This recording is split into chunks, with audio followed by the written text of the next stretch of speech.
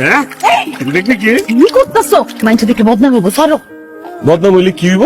তোমারে আর আমারে দইরা মাইনছে বিয়া দিয়ে দিব। তা তো ভালোই হইব।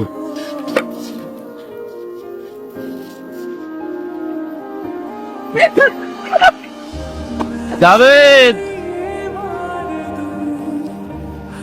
ওরে আল্লাহ রে আল্লাহ, অনেক বড় মাছ পানিতে নাইমা গেছে যে। না না, আরে একটা বড় মাছ আটকে ছিল, বসি সিরিয়াল হয়ে যেতেছিল গা, বসি ছুটাইতে আইছি। দেখিস ওই পানি বড় মাছ যেন তোরে আবার খাইয়া না লাই।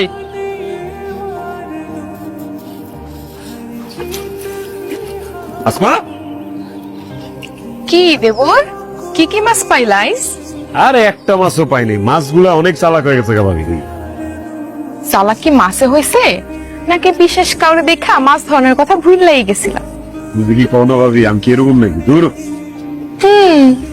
মাছের নাম যদি আসমা হয় তাহলে তো একটু সমস্যা হইব। তোরে যে কইছিলাম রহিমের বাসায় যাইতে, স্যালের টাকা পাই, গেছিলি? ওহো, ভুলে গেছি ভাইজান, আমি অক্ষণই যাইতেছি। এখন গেলে কি রহিম তোর লেগে টাকা লয়ে বই রইছে? সবার কাম সময় করতে হইব, আর ব্যবসা কি তোর চেহারা দেখতে হইব নি? কতবার করছে দোকানে আয় ভাইয়ের লগে বসে কাজ কাম কর, একটু শিক্ষা ল। না, টই টই টই টই করে ঘুরে বেড়াবো। এই তুই কি করস? হ্যাঁ, তোর কামটা কি?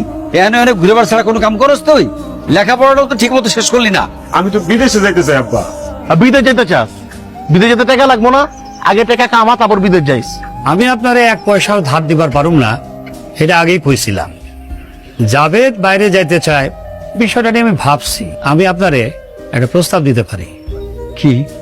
আপনার পোলায় যদি আমার মায়ারে বিয়া করে, তাহলে আমি ওরে বিদেশ পাঠাই দিব। কি করতেছেন মেম্বার সাহেব? আরে, আপনার রাজি থাকলে আপনার পোলার লগে কাইলি আমার মায়ার বিয়ে দিয়ে দেব। আল্লাহ একদিন পরে মুখ তুলে তাকাইছে। কি আপনি রাজি? জি মেম্বার সাহেব, আমি রাজি। আলহামদুলিল্লাহ। তুই যা, বাসায় যা, বাসায় যা, আম্মারে আর তোর ভাবির সুখবরটা দিয়া। আম্মা, আমি মেম্বারের মায়ের বিয়ে করতে পারুম না। ওই, তুই না সবসময় বিদেশ যেতে চাইছ, তোর এখন সমস্যাটা কি? অনেক সমস্যা আছে, অনেক সমস্যা, আপনার কইতে পারুম না। তুই সবসময় করছস বিদেশ যাবি, মুখটা ফেরা বের করে আলাইছস। আব্বাই কত মানুষের কাছে কত টাকা চাইছে, কত মানুষের আব্বারে কত উল্টা পাল্টা কথাবার্তা কইছে, তোর দিকে তাকায় আব্বা মুখ সহ্য করে বয়ে আসিল। আর এই মেম্বার কি কম কথা শুনাইছে? আর তোর কপালটা ভালো, হ্যাঁ, অন্যভাবে চিন্তা করতেছে দেখা। যত কথাই কন, আমি বিয়ে করতে পারুম না। তুই না সারা জীবন কইছস তুই বিদেশ যাবি, বিদেশ গেলে আমাকে কোনো কষ্ট করতে হইব না, তুই আমাকে কপাল ঘুরাবি।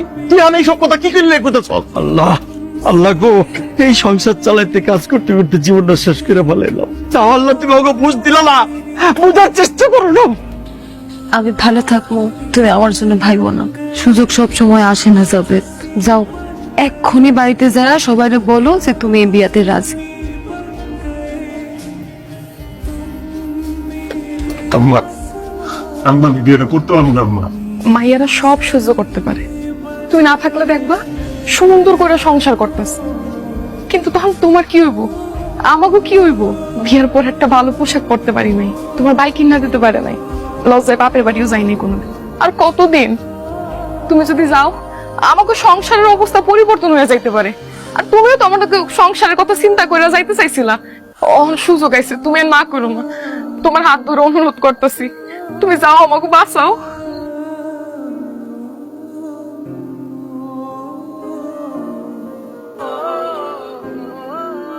রাইত অনেক হইছে, লাইটটা নিবে, ঘুমায় পড়ো। আপনি নেবেন না? না, আমি তোমার সাথে শুতে পারবো না। কেন?